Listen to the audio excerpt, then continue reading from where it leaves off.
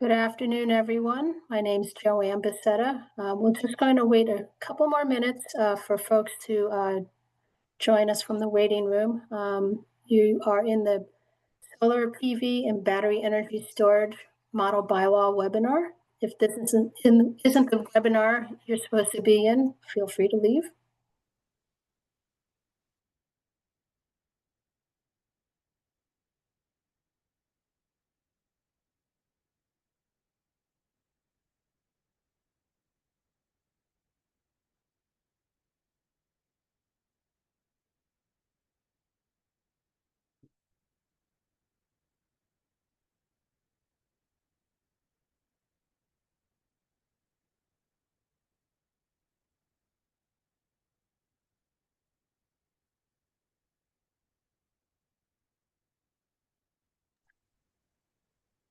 All right.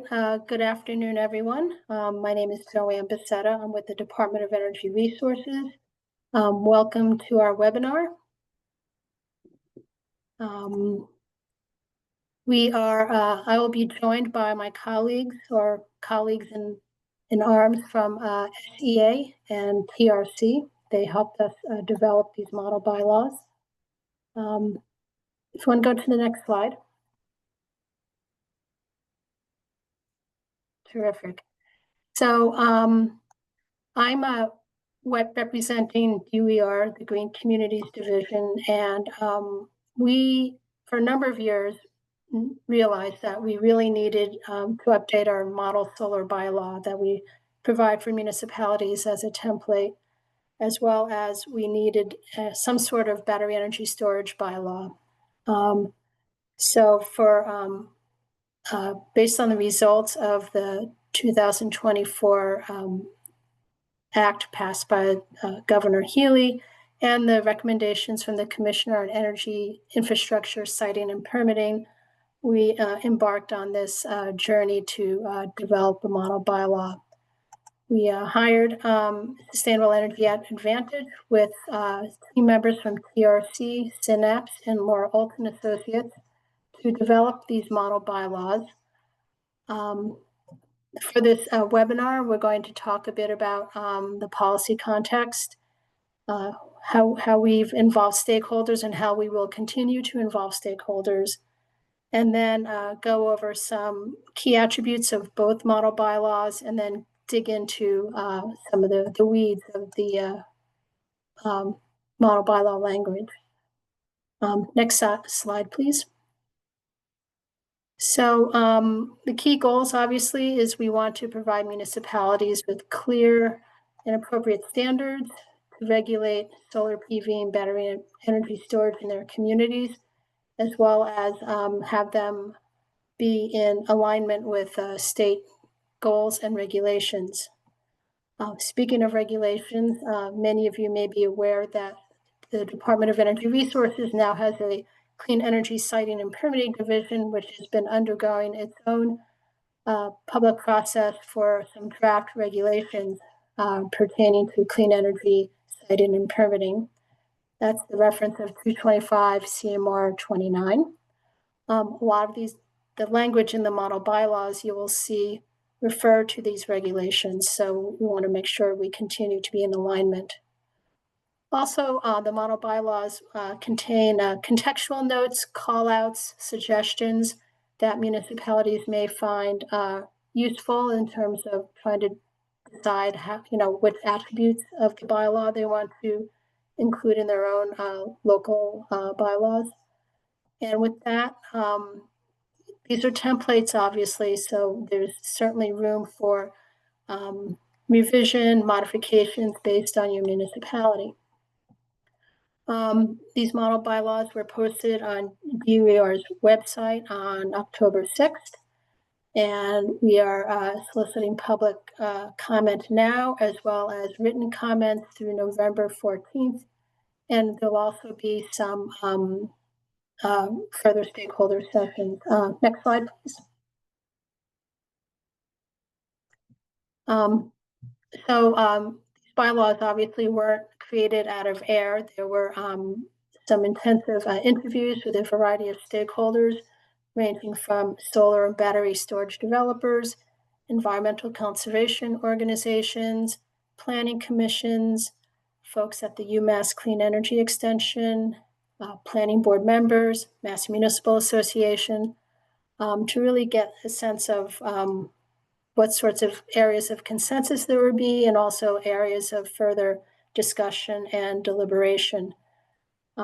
After those interviews, there was 3 working group sessions that included a broader group of stakeholders. And through those initial stakeholder engagement and research and looking at existing bylaws, put together the straw proposals, which have been posted on October 6th. We participated with the siting and permitting public info sessions, just mentioning, hey, we're developing these bylaws. Obviously, those sessions were really focused on the regulations. Today, we're focusing on the bylaws. So as I mentioned earlier, we will accept written feedback until November 14th. And the goal is to finalize the model bylaws in early 2026, have some training resources and guidance materials as well. In addition, the consulting team will be holding office hours, as you can see on the slide here. These are offered through the afternoon as well in the morning, various days. So hopefully feel free to join in and ask questions and provide feedback that way. And that is something the consulting team will talk more about in a little bit. Next, I will pass the mic over to SEA. Thank you. Great. Thanks, Joanne. If you don't mind going to the next slide. Thank you. Hello, everyone. My name is Jonas Kaplan-Bucciarelli. I'm an analyst with SEA, and I've been part of the team developing these model bylaws. I'll begin with a brief overview of the laws and regulations surrounding local siting and permitting of solar and battery storage in Massachusetts. So Mass General Laws, Chapter 40A, Section 3 states that no zoning ordinance or bylaw shall prohibit or unreasonably regulate the installation of solar energy systems or the building of structures that facilitate the collection of solar energy, except where necessary to protect the public health, safety, or welfare. So this provision is known as the Dover Amendment. The Massachusetts Attorney General's Office reviews all zoning bylaws for compliance with state law, including the Dover Amendment. There has been a fair bit of case law surrounding this provision in recent years. A couple significant rulings include Tracer Lane 2 versus Waltham ZBA from 2022, in which the Supreme Judicial Court ruled that limiting primary use solar to 1 to 2% of land area violates the Dover Amendment. Another one is Duxbury Energy Storage versus Town of Duxbury.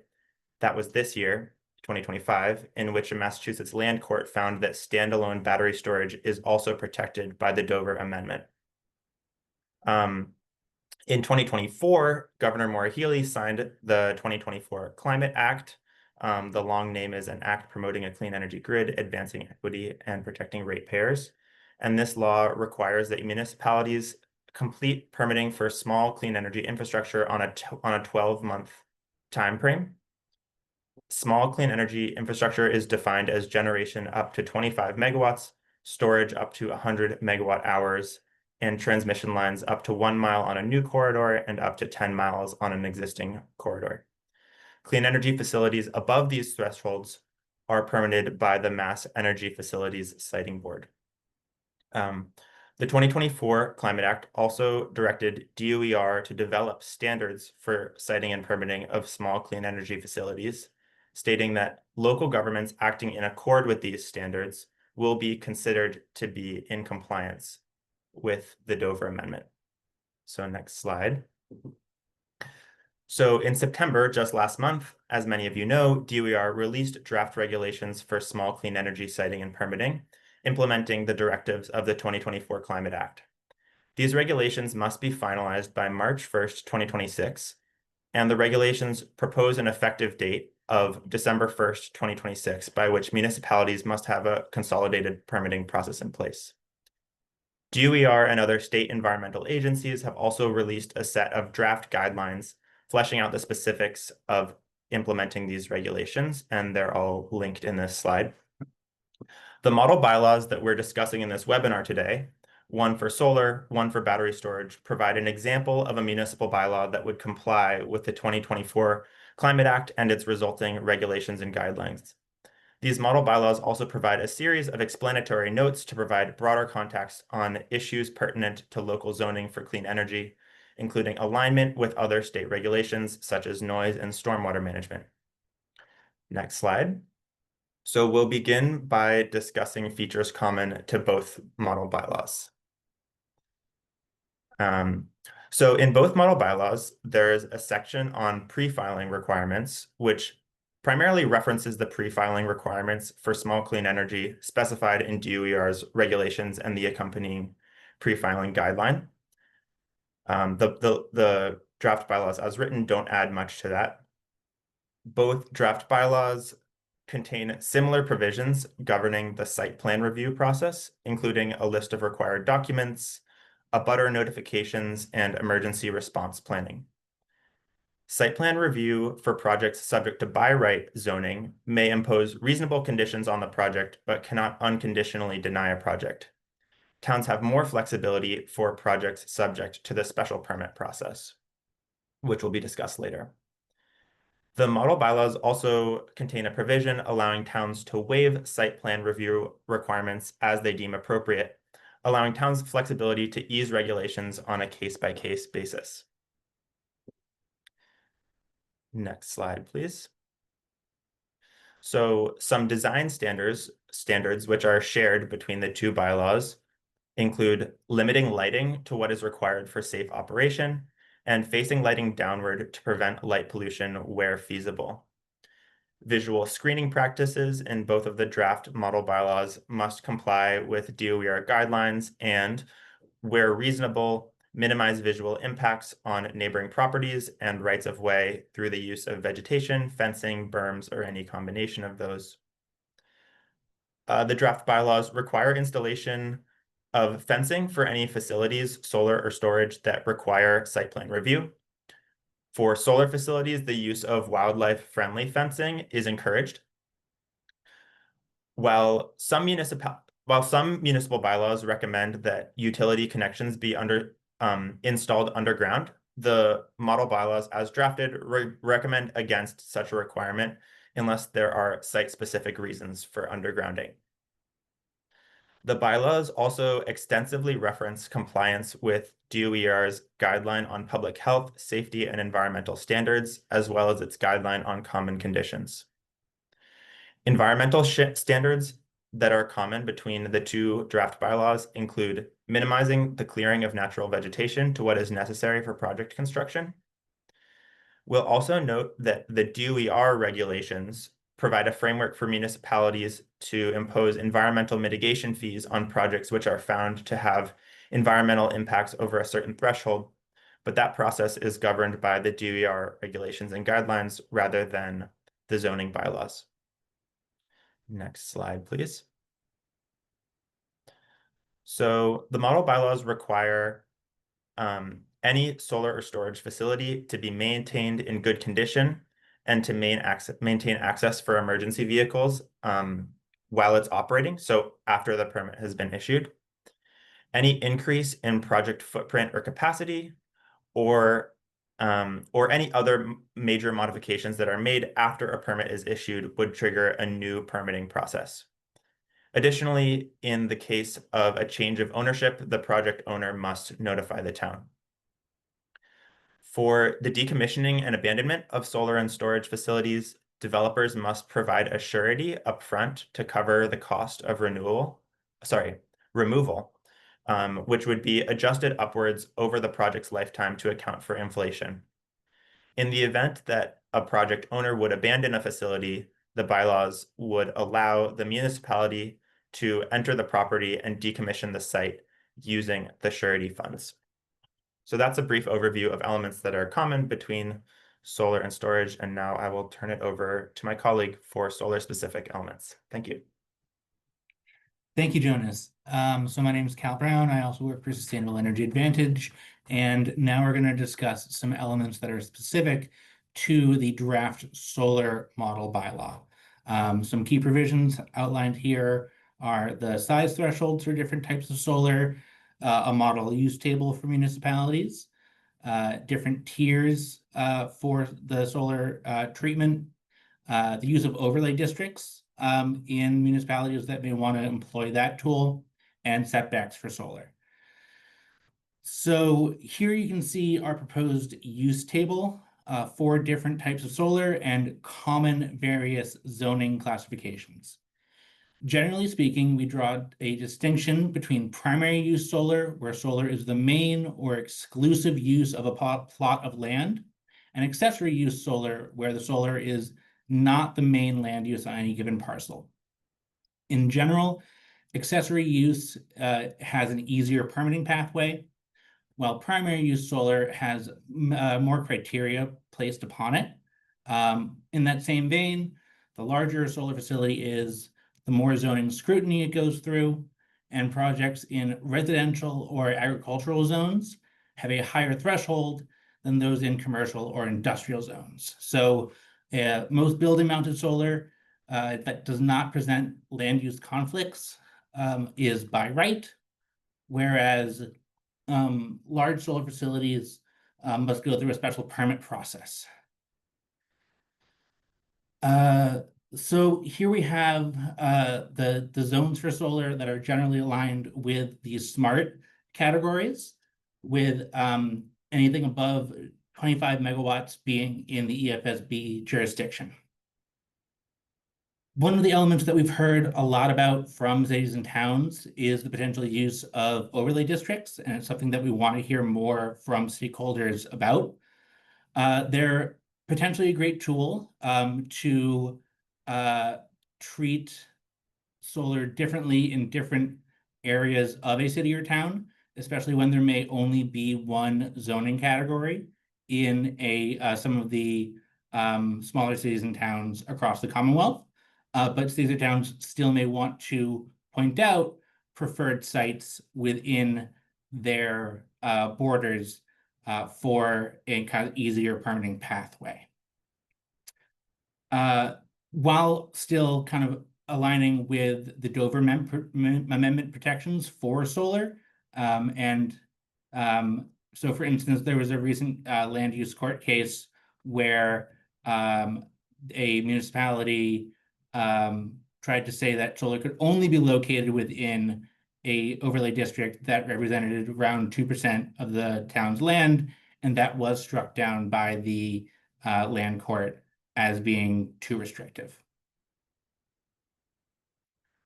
Here we have some examples of common types of solar projects to kind of give folks an understanding of what we're really talking about here. For residential rooftop or commercial rooftop, there's not really an alternative use of the underlying land. Canopy projects can also be dual use. This example is for over a parking lot, which is the common example that we see, but there are other uses for canopies as well. And then you have kind of your ground-mounted large-scale solar facilities that would, in most cases, be subject to special permit requirements. And for context, a 250 kilowatt solar project generally takes up around an acre of land. So that's kind of the threshold for what we currently define as kind of more significant impacts that have to go through special permit processes if they are sited on the ground. Design standards are often a hot topic that we hear a lot about, and we've updated the proposed solar setbacks in the draft model bylaw. They're currently in the draft 20 feet minimum at least. And then if a solar facility is either in or next to a residential zone, those proposed setbacks more than double, up to 50 feet.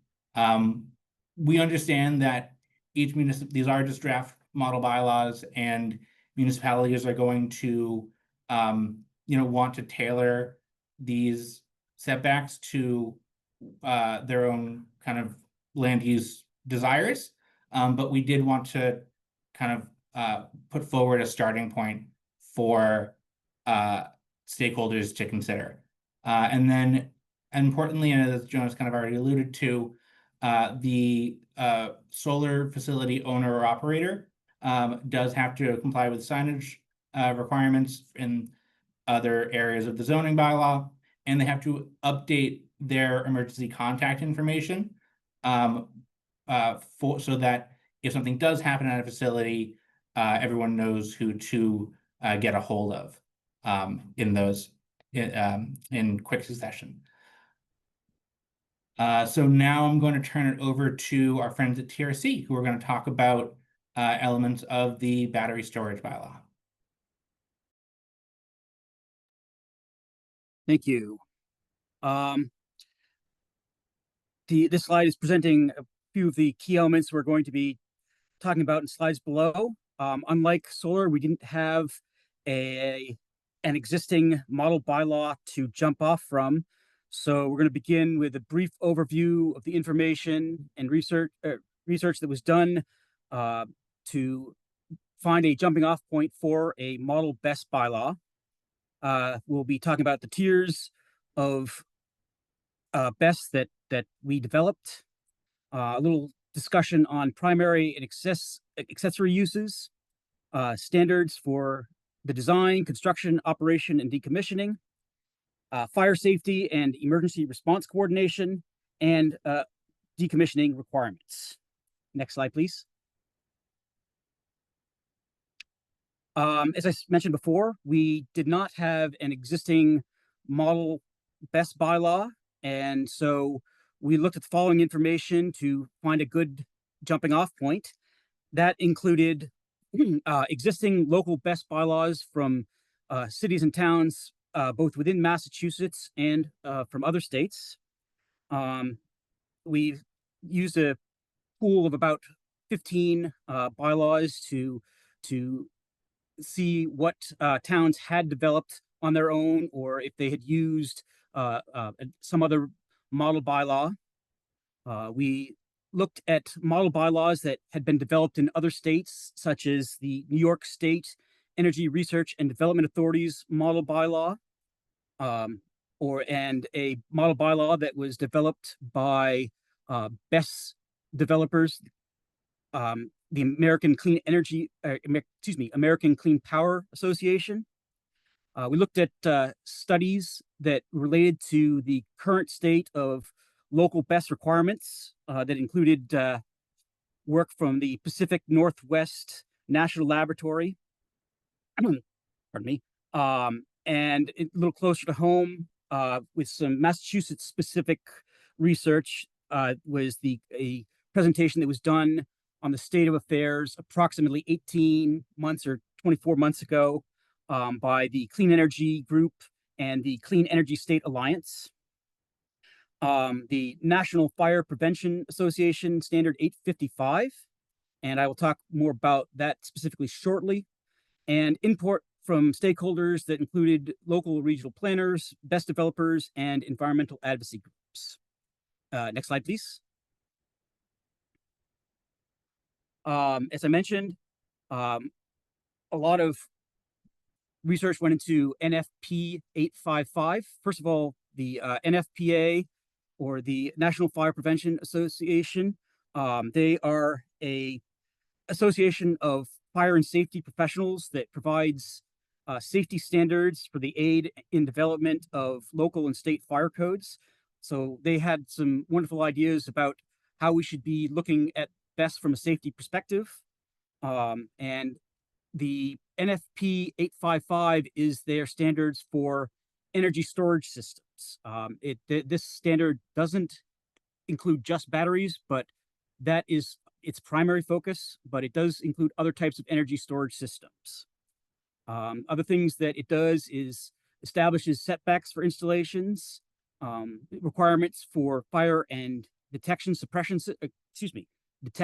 and suppression systems, spill containment requirements, requirements for hazard mitigation analysis and emergency response plans, electrical protection requirements, and decommissioning requirements. There is other information available in NFP 855, but these are some of the hot topics that we incorporated into the model BESS bylaw. Next slide, please. As they did for solar, we set up a set of recommended sizes for tiers. With the tier 1 is less than 250 kilowatt hours. This would be appropriate for residents or small commercial uses. Tier 2 starts to get into larger systems that might be used for schools, a government office building, or other institutional buildings. And tier 3 is the largest group that would be managed by local permit granting authorities, and that could be for standalone BESS for used for grid reliability or connected to renewable energy generation systems. And as was mentioned previously, any BESS facility that is 100 megawatts or more will be subject to EFSB's jurisdiction. Next slide, please. As with what was done for solar, we came up with a recommended use table that takes some generic zoning districts and sets forth which we would recommend for by right use, what should be have site plan review, and or what size and land use combination would require a special permit. Of course, these will have to be adapted by the towns to incorporate into their own table of uses. If they have multiple residential areas, the municipality may wish to be more restrictive in more densely populated areas, but this is a jumping off point for getting BESS incorporated into existing use tables. Next slide, please.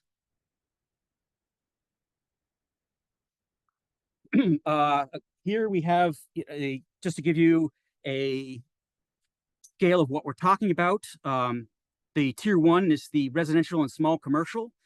We somewhere usually between 14 and 250 kilowatt hours.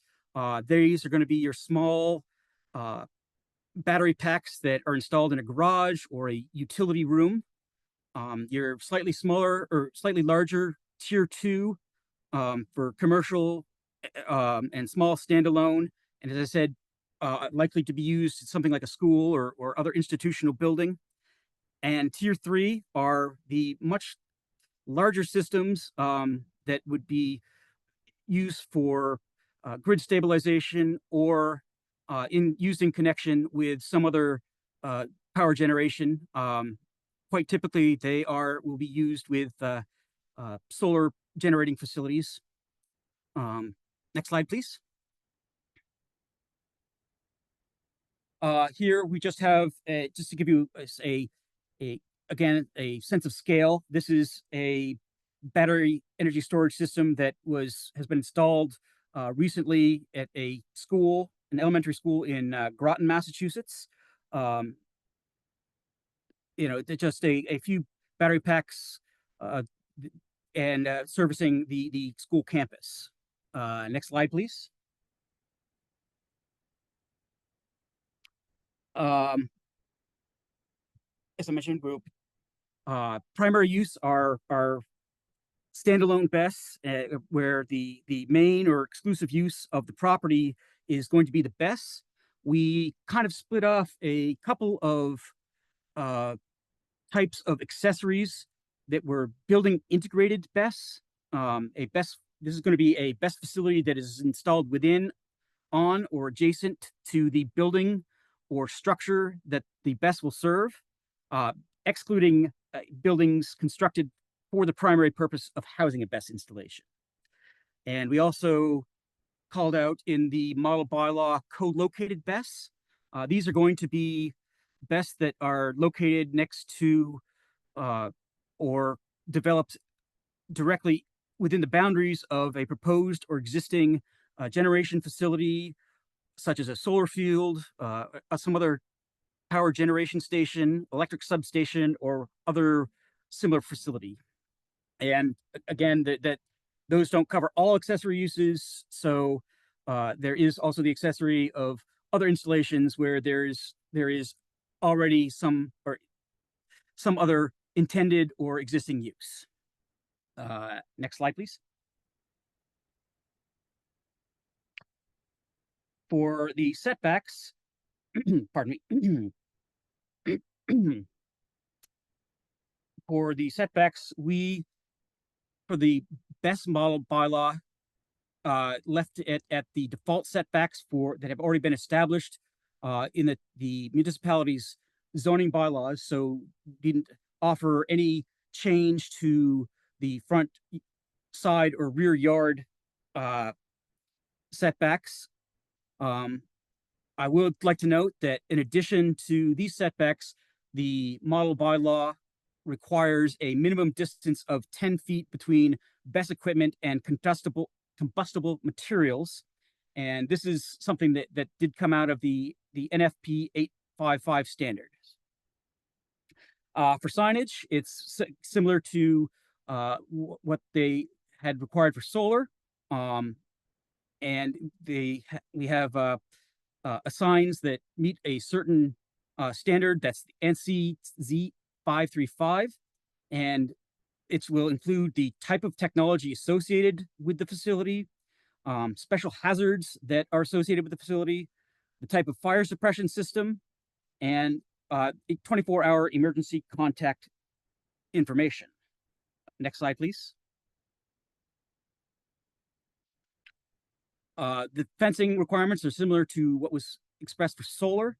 Anything requiring an SPR, except for something that's inside a building, would require a chain link or comparable fencing. If there are standards required by the utility to which the BESS connects, those standards would also need to be complied with. For the fire suppression system, it requires that if there's an alternative available, that something other than PFAS be used in the fire suppression systems. In the case of leaks, any area where there is containment of hazardous liquid, there has to be the capacity for storing 110% of the liquid's volume.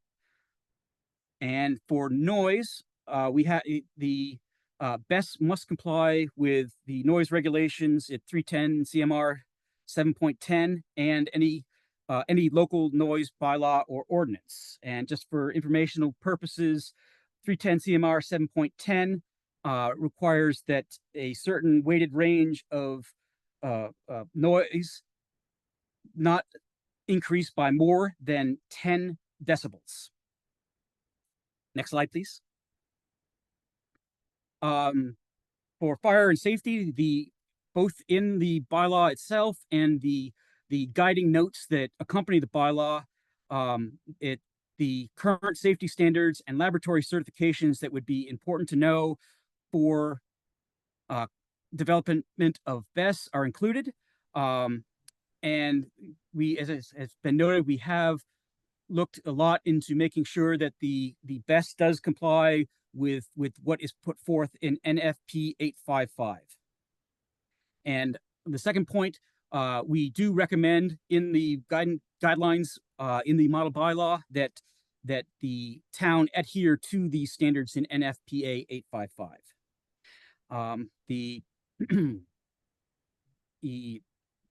As part of the requirements of what must be submitted when a developer applies for site plan review or for special permit is going to be an emergency response plan.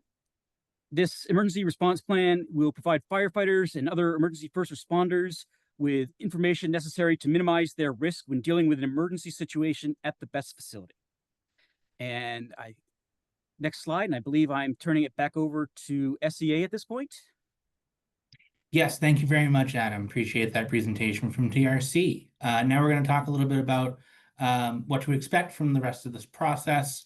and we'll get into the Q&A portion of this webinar, which we're very excited for. So, your next opportunity to engage with this drafting process is during the series of office hours that the consulting team is holding between now and the close of the written comment period. The meetings will be Tuesdays and Thursdays over the next 2 weeks.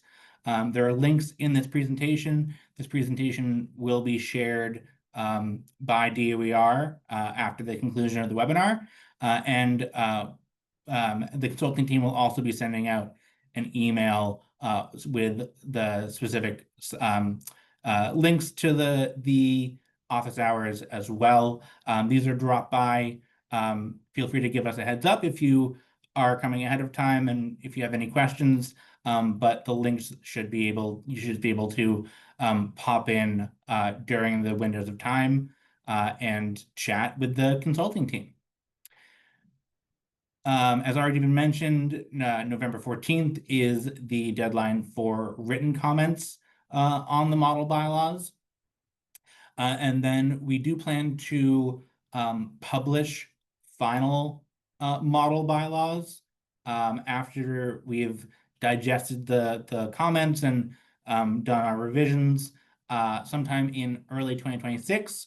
And those will be accompanied by training resources and guidance materials for municipalities to help them navigate this process, because we have heard a lot about a potential kind of information gap where cities and towns feel like they want to be able to get their arms around how to engage with these kinds of applications when they come forward.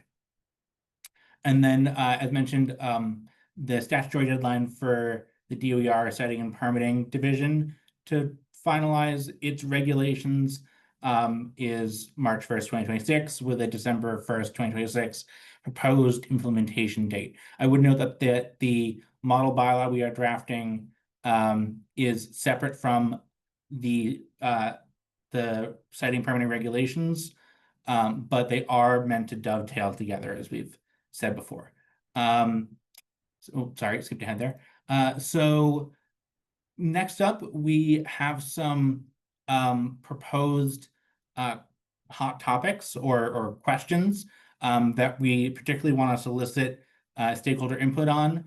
We welcome stakeholder input on any aspect of the model bylaws, what we did include, what you'd like to see us include in the future. But these are key themes that have popped out to us throughout the stakeholder engagement process so far that we kind of particularly want to get people thinking about now.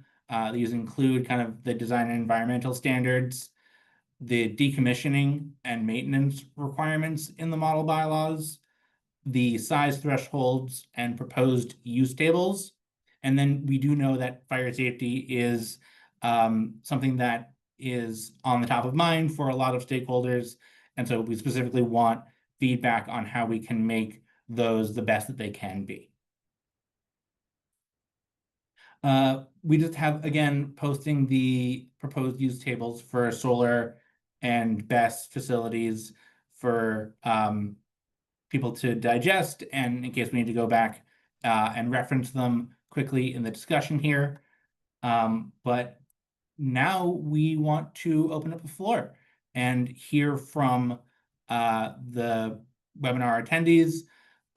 We'd like to encourage people to use the hand raise function, and someone from DOER will unmute you, and you can ask your question, and we can have an engaging back and forth.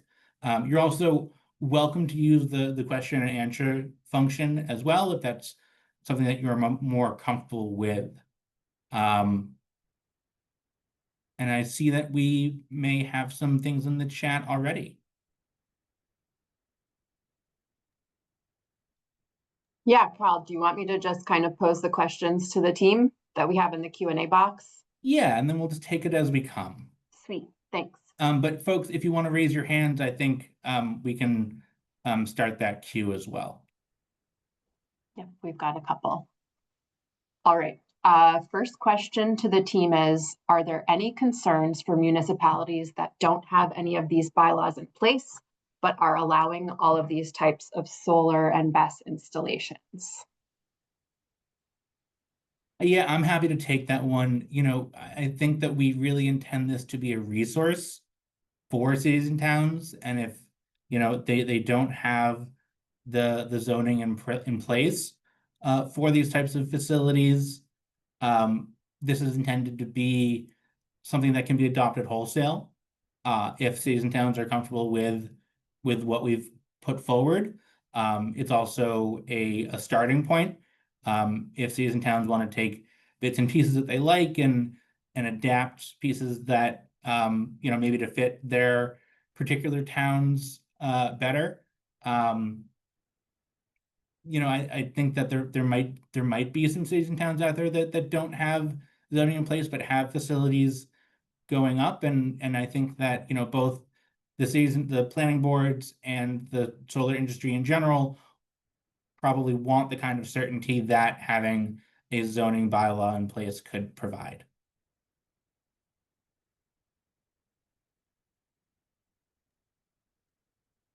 Great. This is Joanne. I think we'll kind of toggle back and forth between the Q&A box and the folks that raise hands.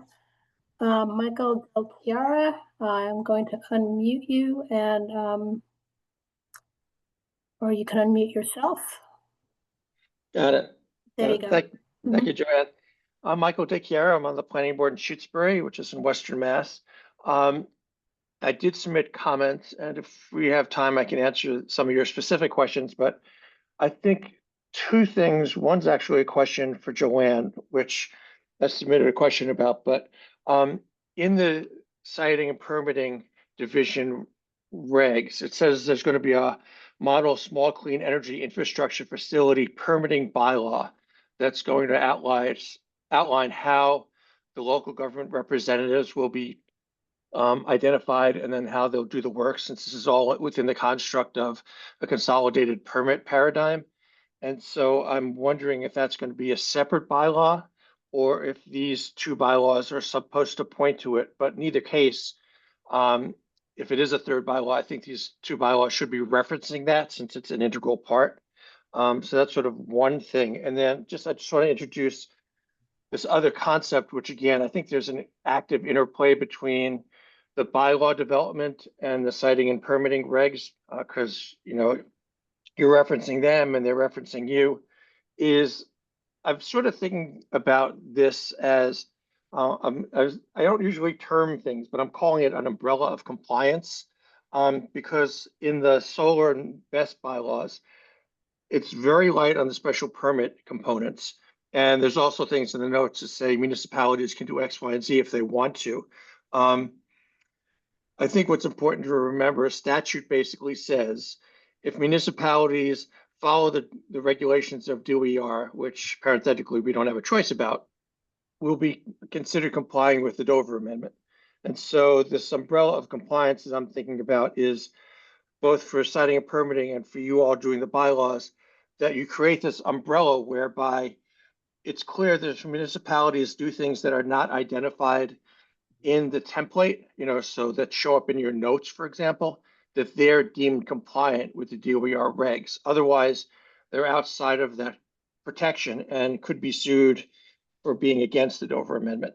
So I just wanted to raise that up because I think it's really important, because as you're saying, municipalities are going to customize this. And I know from talking to the siting and permitting folks, there's no internal capacity for municipalities to have their bylaws checked for compliance, nor will the AG probably do it. So figuring out how to get us going quickly and feeling like each municipality is compliant is going to really be, I think, an important aspect of developing the bylaws in partnership with the siting and permitting folks. So those are my two big points, and whatever you care to respond to would be appreciated. Thanks. Yeah, thank you for your thoughtful comments. I'll start off, and then if others on the team, or even if anybody from siting and permitting wants to pipe in, let me know. You're right. The regulations put forth by the siting and permitting team includes a bylaw for the consolidated permit. which is going to be a separate process, and that's something that that team is working on separately from this process. I'm going to get in a little over my skis here, but what we're talking about here is specifically for zoning only. It doesn't reflect any compliance with any other local and state regulations pertaining to wetlands, hazardous materials, land use.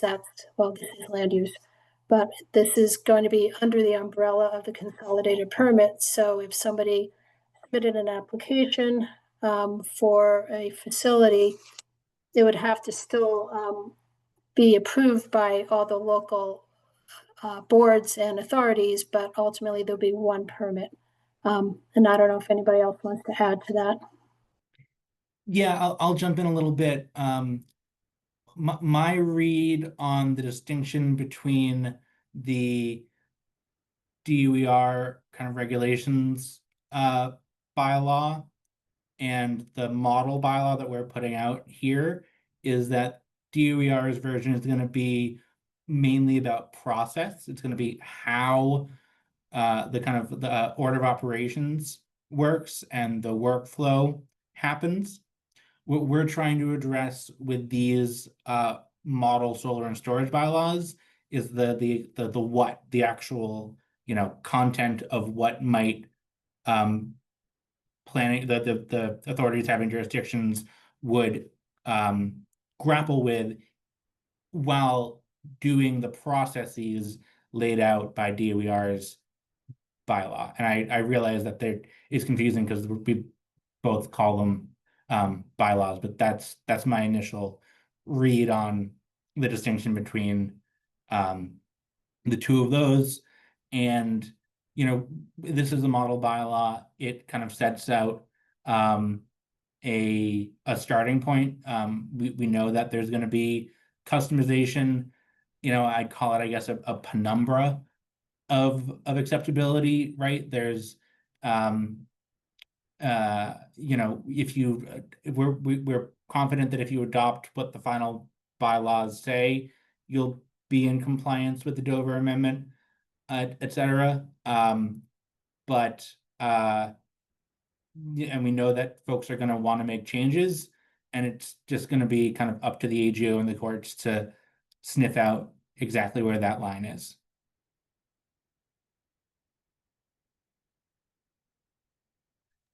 Thank you.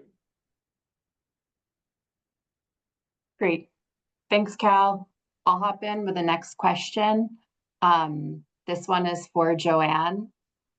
Are green communities required to adopt these bylaws to preserve status? Oh, that's a great question. No, they are not. Green communities can meet the renewable and alternative energy criteria in a variety of ways. Some of them have adopted a solar bylaw, or in a few cases, a wind bylaw. And as long as those requirements are still met, there's no need to do anything else. That is one reason why we want to talk about overlay districts, because that is one tool where municipalities, especially municipalities that only have one zoning district, can use to comply with the by right elements of the green communities criterion, without kind of needing to say that the entirety of a town is by right for solar.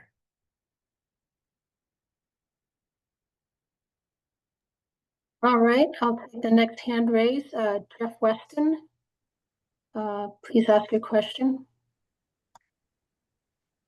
Hi, thank you. Thank you so much for taking the question. I'm an elected member of the Shutesbury Planning Board. An extensive study published by the American Chemical Society shows that extinguishing water from lithium-ion batteries produces high concentrations of nickel, cobalt, lithium, manganese, and fluoride, which show a very high toxicity. A single battery fire in California required 6,000 gallons to put it out. And the small energy storage facilities that are being proposed are 1,000 times larger. So that would literally be 6 million gallons of water. And you talked about having a containment facility to hold 110% of that. And that's absolutely ridiculous.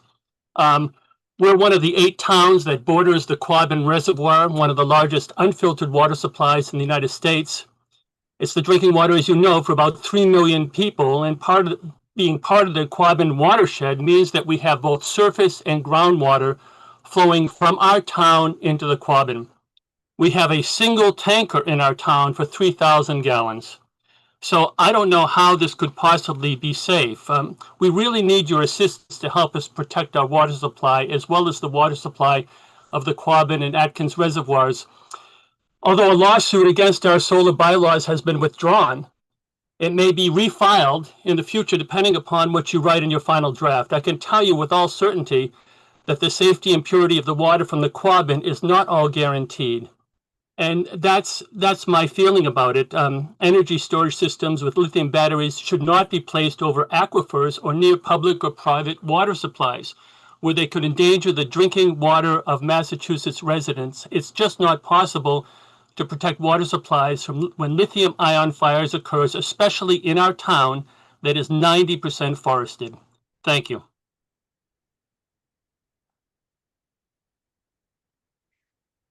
Yeah, I want to thank you for your input.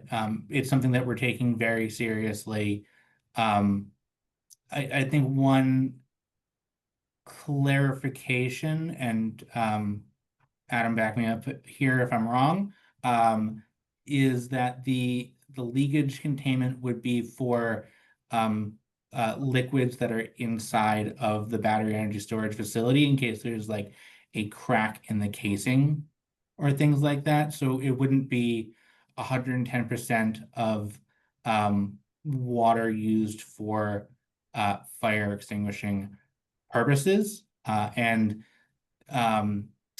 to also follow that up, that, my understanding is that water is no longer necessarily the preferred extinguishing method for battery energy storage fires because of this volume issue that you so rightly point out, Jeff, and that it's firefighting foams that are more prevalent nowadays, and that the recommendation in the model bylaw is to use non-PFAS foams where they are available.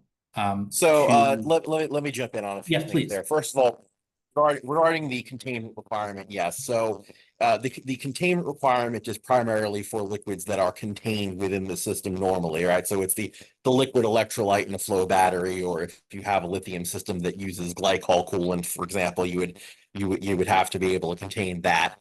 The one way it does apply to firefighting water is that if you have a sprinkler system, that there's a called out requirement to contain 10 minutes worth of the sprinkler system running.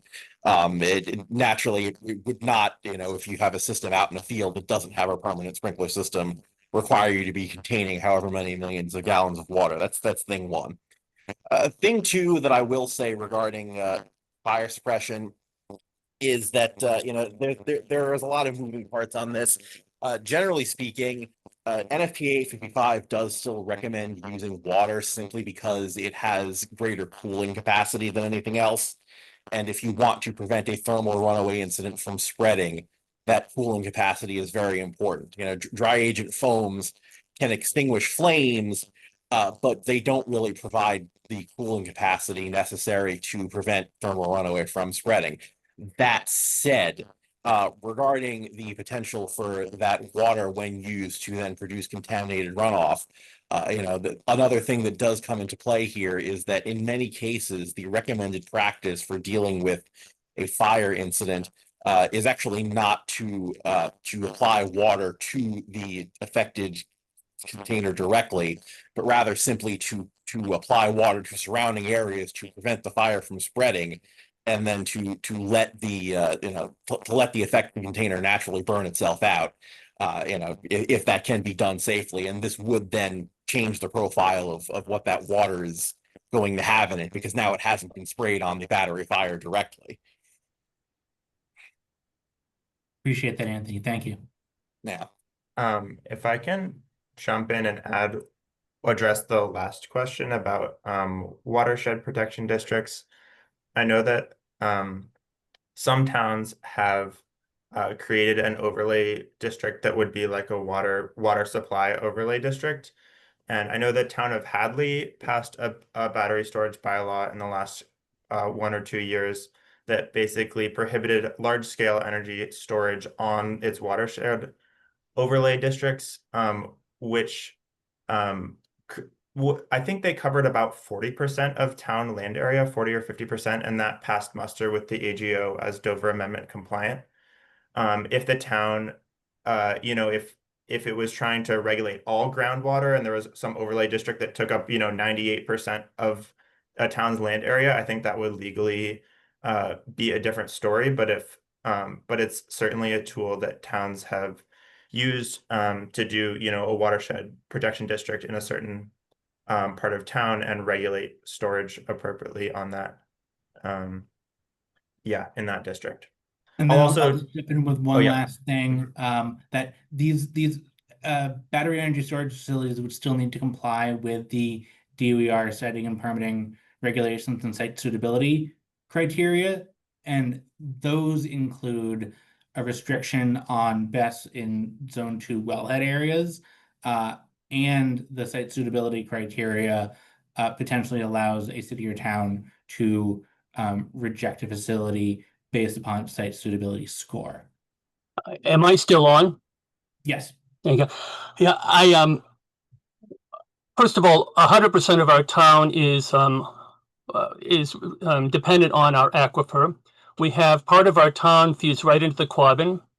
Part of the town feeds right into the Atkins Reservoir, which is responsible for the water at UMass and Amherst.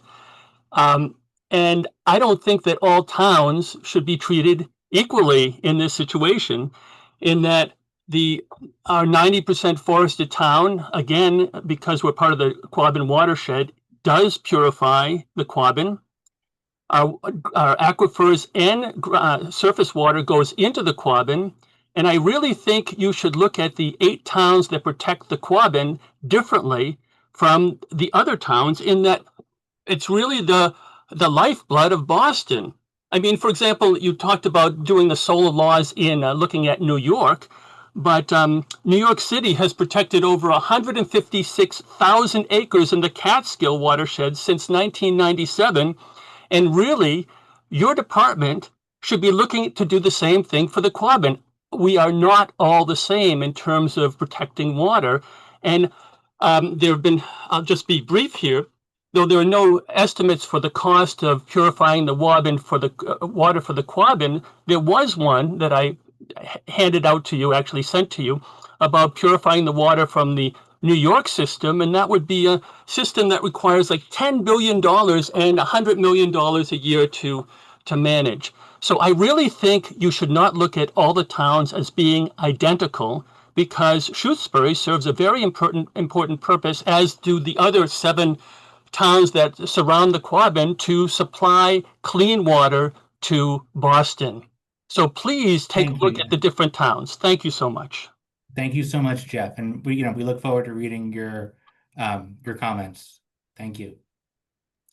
Do we have the next comment in the chat? Yeah, great. I'm going to actually combine a couple of questions here. Someone was asking about whether or not someone observed that perhaps these model bylaws do not address agrivoltaics. Have agrivoltaics been considered? If not, is there a separate agrivoltaic model bylaw being developed? And then someone is also wondering about a similar model bylaw for small scale wind projects in the future. Yeah, so I can speak to the agrivoltaics question. That is something that we absolutely went back and forth on a lot. Under the current rubric, a dual use agrivoltaic project would qualify as a canopy because you have solar panels that the underlying use is not disturbed, and there you have a so we took the canopy definition for smart, which does exclude agrivoltaics because there's a separate mode for addressing those, and basically deleted that except for agriculture from under a canopy project, on the thought that, you know, they are perhaps similar to other types of canopy projects where there is another use underneath the facility. But we're absolutely open to other approaches, if that's something that stakeholders would like to weigh in on. I can address a question about a model wind bylaw. We actually have one on the Green Communities website. Again, it's from the 2010s, but we do have a model wind bylaw listed there that communities can take a look at and adapt to their needs if they would like.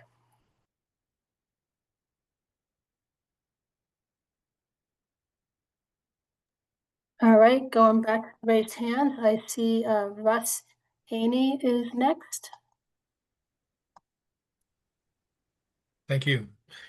I had a run-in, I guess, or experience with a town and small city in central Massachusetts that took a particular view on accessory use, where they claimed that accessory use required a certain percentage or the majority of any power generated on site to be used by the tenants on that parcel, or else it was not an accessory use of the land.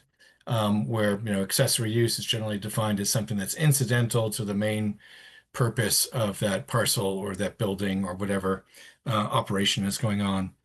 And they use that to exclude any standalone solar or battery development in the town, except in a solar overlay district, where the overlay district was two parcels, one of which was the old landfill and the other was a parcel adjacent to it. So you may be familiar with the fact that there are kind of two different business models for commercial and larger scale projects. One is to be behind the meter, where you're essentially offsetting consumption by business on that parcel, and you're charging them for the generation of your power. Another is a standalone where you have a direct connection to the grid and you're essentially selling your power to the utility and you're not dependent on a tenant for a long-term contract. A lot of solar developers or commercial projects prefer the latter because most commercial properties are not owned by the tenants. Essentially, the solar or battery project becomes a tenant of the property owner, just like the businesses that operate on that parcel. And it tends to be a preferred approach to development of commercial and industrial scale solar, especially here in Massachusetts, but also to some degree batteries, now that standalone batteries are a viable business in Massachusetts as well. And so I ask you to take a close look at how towns are using that accessory use definition, or to directly address it so that standalone projects are allowed in municipalities. So that's point number one. Another quick point is we've tried to develop a lot of canopies across Massachusetts, and we find that it's a confusing subject for most municipalities. The canopies we developed tend to be over 250 kilowatts DC in size, so they would otherwise qualify as a large solar project or qualify as a large solar ground mount project. They see it as sometimes it's a particularly high ground mount project, which sometimes has height limits of say 14 feet. And that's the minimum clearance that we have to have for our commercial solar canopies. So we run into kind of odd situations there. It would be helpful if the DOER could be a little bit more prescriptive in terms of how to handle or allow canopies. I like the fact that rooftop and solar canopies were defined as a by right opportunity, but it doesn't mitigate all the confusion regarding, setbacks and other factors that might apply to a solar canopy, essentially a dual use facility on a piece of property. Thank you. Yeah, thank you for that, Russ. On that first topic, I'll say that we do contemplate accessory use that is not building mounted. So you think of like, a small, solar array that is out back of a home or a business that is still behind the meter electrically, but mounted on the ground. Those still would be considered accessory uses under our current definition. And we absolutely hear you. And those would also be defined as canopies would also be defined as accessory uses as well, because again, they would But just keep in mind that some towns seem to be using accessory use as a way of redefining what it means by saying the power has to be used on site. And if it's not an accessory use of that parcel. So beware of that and please explicitly address that so that that's an interpretation that can't be used to prevent solar development of commercial projects in municipalities. Thank you. Thank you, Russ. I just want to clarify though, these are model bylaws. Municipalities will not be required to adopt them word for word per se. I got it, but it's nice to have a best practice out there that you can refer to that addresses that point, that is providing some wiggle room. That is, I don't know. It was bizarre to encounter that and that approach, and the project wasn't large enough for us to take him to court over it. So we just abandoned all development in that municipality, and I'd hate to see that be the outcome for other municipalities as well. It effectively prevents community solar in those municipalities. Thank you, Russ. If you want to include any of that source material, if you want to submit public comments, we're happy to take it under advisement. I will. Thanks, Cal. All right. Do we have any further comments in the chat? Yes, I am afraid that we maybe one more from the chat and one more from the live folks. I know we're getting close to time. I don't think we'll get everything in the chat, but I believe we'll be able to answer these after the fact and send something out. Adam had answered this privately, but Adam, if you could share, there are some questions about data and demarcation. So how were the tier demarcations of the BESS bylaw chosen? And then someone's wondering specifically about what. Yeah, I saw these questions. Okay, and I will say there's no specific data source that we use to come up with the levels. They were a combination of looking at what lots of different types of communities used, everything from small towns to larger cities, and just knowledge of how the units are sold and how they end up being combined for specific uses. And the tiers that we ended up with, they were based mostly upon how we thought they would end up being used, where the lowest tier, that less than 250 kilowatt hours, that's for if you are looking at something residential or small commercial. If tier 2 is that 250 or greater and up to 10 megawatt hours. And I think that was the level at which the question about the data was about. There's no, I don't want to use the word arbitrary, but it was a combination of a lot of things that went into it, and that is something that a municipality may work a little bit to think about the characters of their where they're going to allow, and that is one level that they may change it up or down depending on the needs of their community. But that second tier was for larger energy users like a school or a government office building or other institutional building.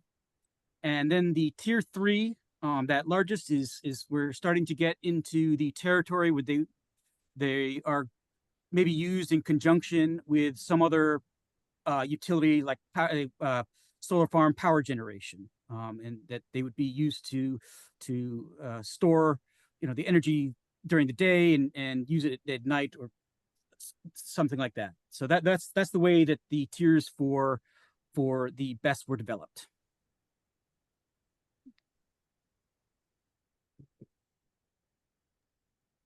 Great, and I think we have time for one more question. I see Lori Degnan's hand.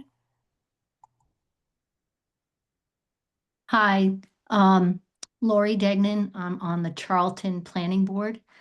I have a comment regarding section 611.1 removal requirements. We've run into this problem on many of our solar and battery storage projects. We have 30 right now. Under B, you have disposal of all solid and hazardous waste in accordance with local state regulations. The problem there is the state really has no regulations. The frames can get easily recycled, but the glass ends up getting thrown away, crushed, hidden in our municipal landfills and on our MSW loads heading out. So if you want this to be truly green, then I would suggest you mandate recycling of the entire panel in that. Yeah, throwing it away is like $1 each. When you recycle it, it goes $10 to $40 each. And then under decommissioning bonds, decommissioning fund 611.3. Again, here it only says the cost of removal.